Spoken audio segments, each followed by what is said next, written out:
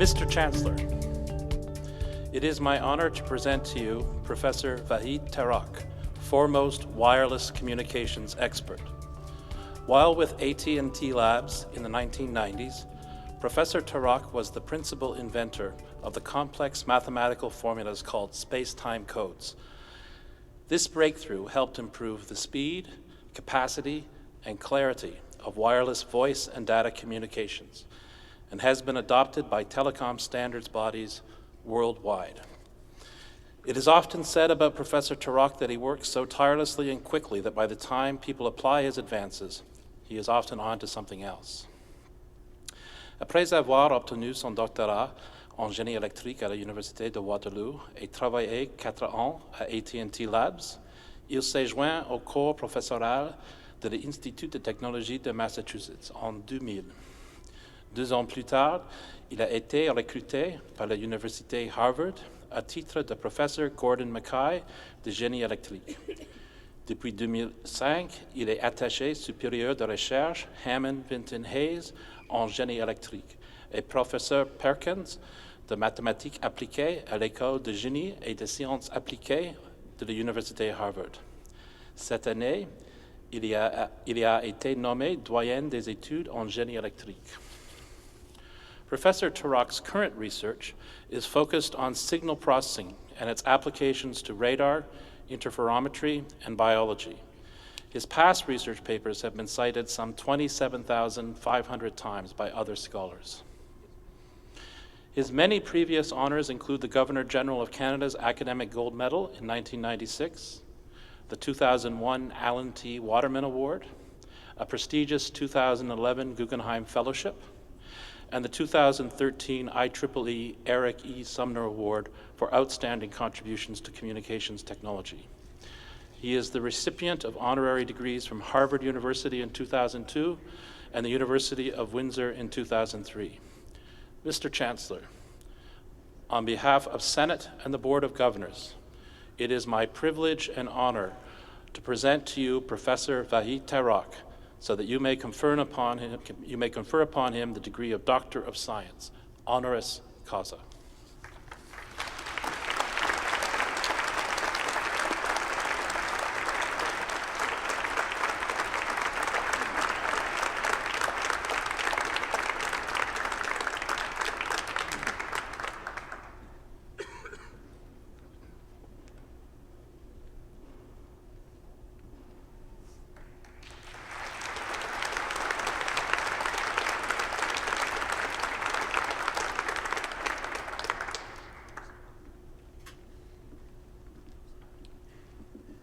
I invite Dr. Tarokh now to give his convocation address. Dr. Tarokh.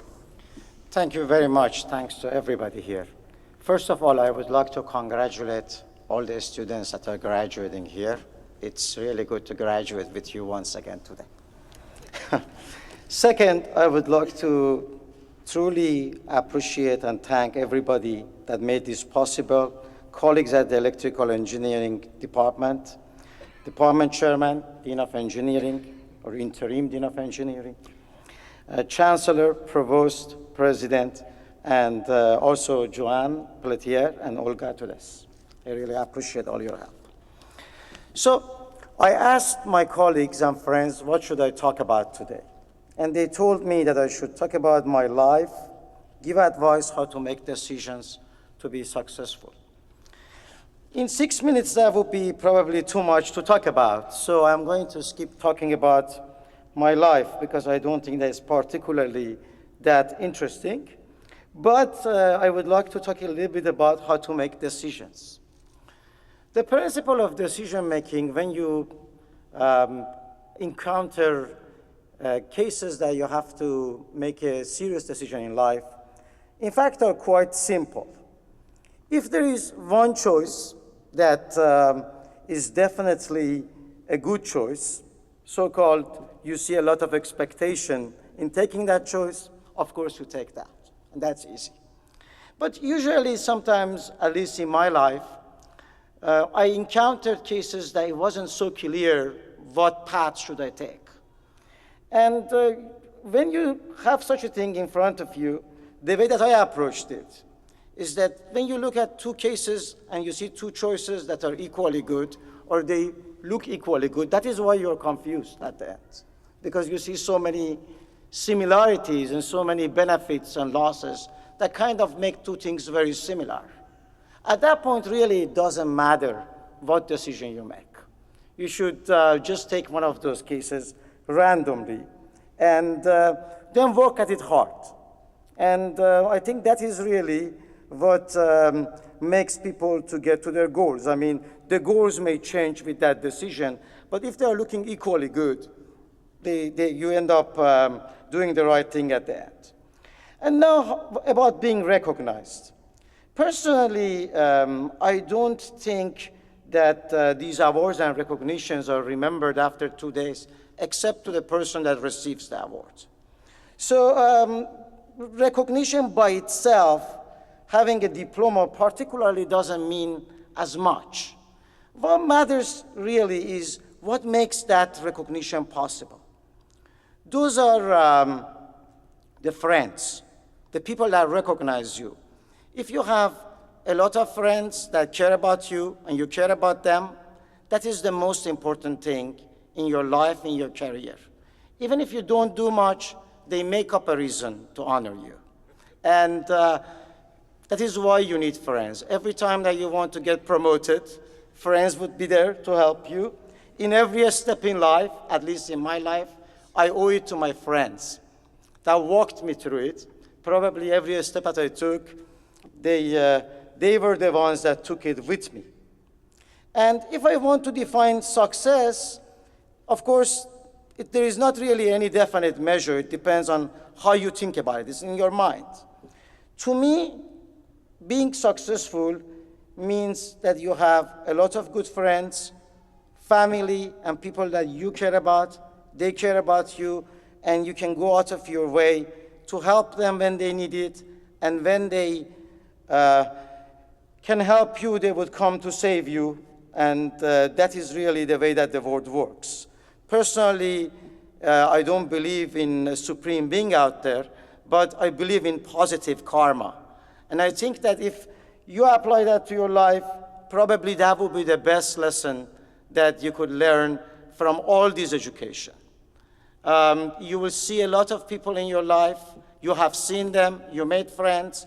Just don't forget each other and pay attention to each other and be in contact with each other and help each other when you need it. So finally, I would like to recognize a number of friends that made this possible, and some of them that I would have loved for them to be here, but they aren't, unfortunately, able to come. First of all, Professor Amir Akdam, who was instrumental in making this event happen, a good friend of mine for about 20 years. Then also Professor Vijay Bhargava, who was a professor at Concordia at some point, and unfortunately, he's not here. Ibrahim Gideon, the CTO of TELUS, that was very nice to me, and he did every effort to come, but he couldn't make it. Peng Zhu and Wen Tong, who came out of their way yesterday all the way to attend the dinner with us, and I really enjoyed their presence after seeing them for a long time. In closing, they say that the Earth is going to end in 100 billion years. The sun is going to become so hot that would melt the Earth. So if you think about it, the life of a human being compared to that 100 billion years is just a minuscule of time. So I think that that minuscule of time should be spent in the best way by paying attention to your friends and enjoying their friendship. I thank you very much.